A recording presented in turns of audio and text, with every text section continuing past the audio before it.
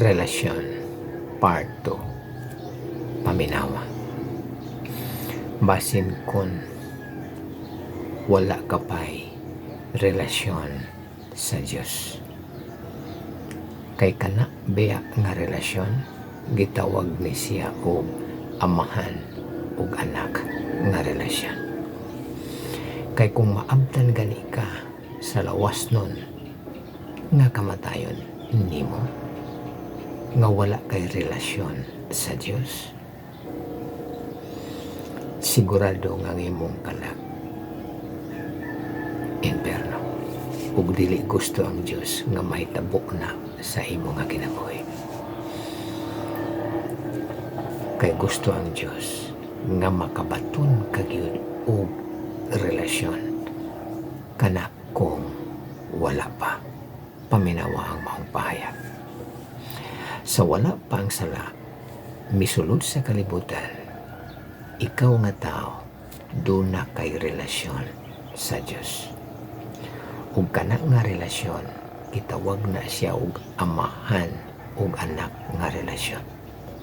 Mga Buhat 17:29. Giangkon ka sa Diyos nga iyang anak.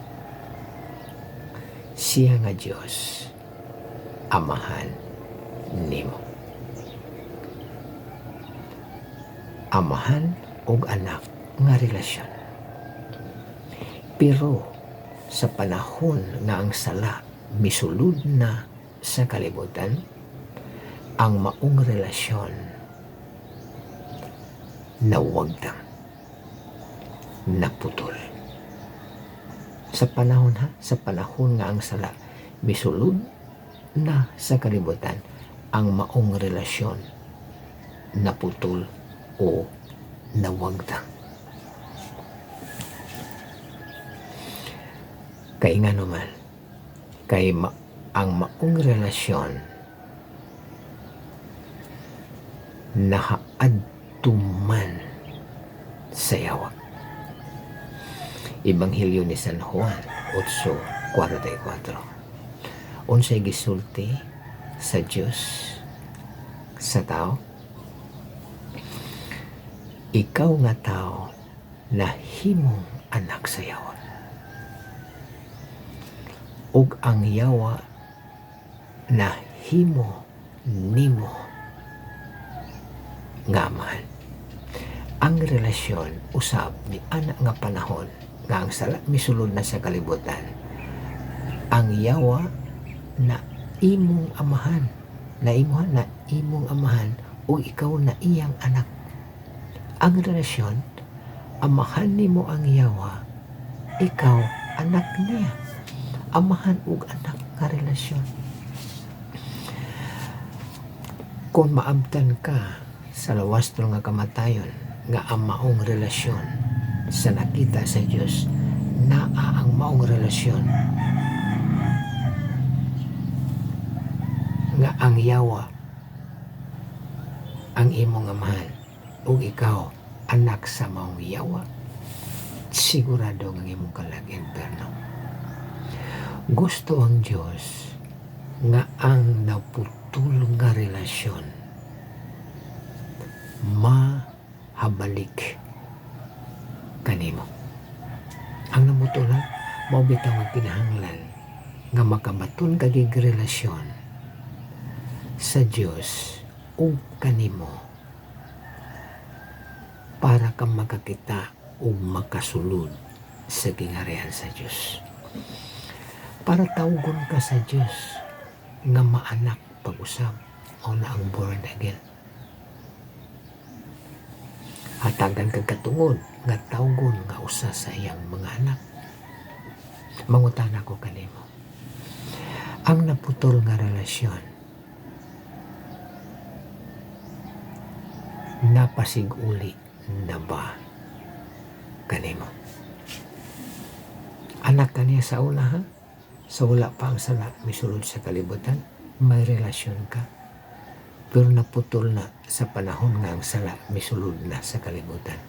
Tungod kay ang maong relasyon nahaadto sa yawa.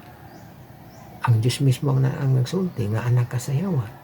Di pwede nga ang Diyos masayop tungod kay siyang kamatuoran. O gusto ang Diyos nga kana nga relasyon maangkon nimo pagbalik. Mangutana ko kanimo, nakabaton ka na ba sa maong relasyon tali sa Diyos o kanimo? Ilhanan nimo nga nakabaton kag relasyon paminawa pagayo. Doon na ba'y panahon nga nakadawat ka kang Ginoong Hesukristo, nakapasulod ka kang Ginoong Hesukristo sa imo nga kinabuhi. Kay mauni ang panahon nga hatagan ka og katungod nga tawgon nga usa sa iyang mga anak. Hatagan ka niya sa maong relasyon nga amahan nimo siya ug ikaw iyang anak. Ang tawag ni ana amahan ug anak nga relasyon. Plasmak daw makadiyod sa mga katuigan nga nanglabay sa imo nga kinabuhi kung naabay panahon nga nakadawat ka sa maluluwas nga mao si Ginoong Hesukristo, nakapasulod ka sa iyahan ingon nga imong Ginoo ug maluluwas sa imong kinabuhi. Naaba kung wala ang pagtanaw sa Diyos kanimo, ang imong relasyon naa pa na halilinya nga ang yawa imong amahan ug ikaw anak sa yawa. Ug dili gusto ang Diyos nga magpabili na diha kanimo hangtod nga maabtan ka sa lawas nun nga kamatayan. Para mahabalik kanimo nga duna kay relasyon tali sa Diyos o kanimo, sundan ni ang maong pag-ampo, giyan ako ni para kanimo sa tuyo nga makabaton kag relasyon sa Diyos pagbalik. Ginoong Hesus, giginahanglan ko ikaw. Ako nag-aabli sa pultahan sa akong kasing-kasing o kinabuhi. O dawaton ko ikaw, ingon nga akong Ginoo o manluluwas. Sulod ka karon kanako, Ginoong Hesus, sa akong kinabuhi. Salamat sa imong asahan nga mosulod ka kung ikaw pasulod. Salamat sa kapasayloan sa akong mga sala o paghatag mo karon kanako sa kinabuhi nga walay katapusan. Salamat nga ikaw, Ginoong Hesus, ni ana sa sulod sa akong kinabuhi. Salamat nga ako nakabaton na ni ini karon sa relasyon pagbalik nga naanak nako nimo pag-usab amahan nga langit na. Salamat sa balahal nga Espiritu nga ako gihimo gyud nga may relasyon karon sa Diyos amahan o kanako. Amen. Kung karon nimo nasunod ang maong pagampo, ilista ni sa imong Biblia. Kung wala kay Biblia, secure ang Biblia. Kay mo ni ang panahon nga ikaw nakaangkon pagbalik sa maong relasyon. Kay si Ginoong Hesukristo nga manluluwas nga namatay kilubong og nabanhaw nisulod sa imo nga kinabuhi. Gihimo ka karon sa balal nga Espiritu nga bag-ong binuhat, born again. O kini nga panahon, mao ni ang panahon nga naak ka na sa gingharian sa Diyos tungod kay nakabaton ka na ni ana nga relasyon. Ang born again good, kung akong ipahayag kanimo ha, natagalan ka na kung usa ka statement.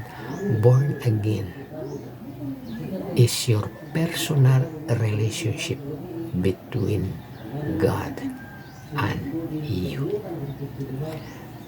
personal nga relasyon nimo tali sa Dios ug kanimo mao na ang born again. Gihimo kaniya nga bag-ong binuhat, born again. 2 Corinthians 5:17, ang tanan nimo nga nakita sa Dios ang pagkaanak nimo sa Yawa, all things are passed away. Ang imong may relasyon ka tali sa Yawa o kanimo na passed away. Ang nakita sa Dios nga ang imong pagkaanak sa Yawa na passed away tungod kay nakabaton ka karon og relasyon balik sa Dios Amahan. O ang inyong relasyon, amahanan nimo pagbalik ang Dios ug ikaw nahimo niyang anak pag-usap tungod kay anak kaniya sa una sa wala pang salak misulod sa kalibutan. Pasalamati ang Dios nga nakadungog sab kaniini nga mensahe ug gihimo ka sa Dios nga nakabaton og relasyon tali sa iya o kanimo. I-share ni sa mahal nimo sa kinabuhi nga samtang ka naminaw nga doon pa'y mga mahal nimo sa kinabuhi nga wala pa'y relasyon sa Dios, i-share ni pabatian ni nga mensahe para usab sila mahimong makabaton og relasyon, mahimo silang bag-ong binuhat, ma-born again, para igkakita usab nimo sila didto sa langit kay langyaw rata dinhi niini nga kalibutan. Pabatia, pasunda sila sa maong pag-ampo. Ingnon nimo sila nga sunda kay giya na ang maong pag-ampo para kanila, para usab sila makabaton og relasyon sama kanimo, mahimo sila born again. Ang eternal life nga gihatag sa Dios karon kanimo never na nga mawala tungod kay ang manluluwas nga mao si Ginoong Jesucristo ni saan kanimo nga dili kaniya pagabihaan ni pagkataligdan. Daghang salamat.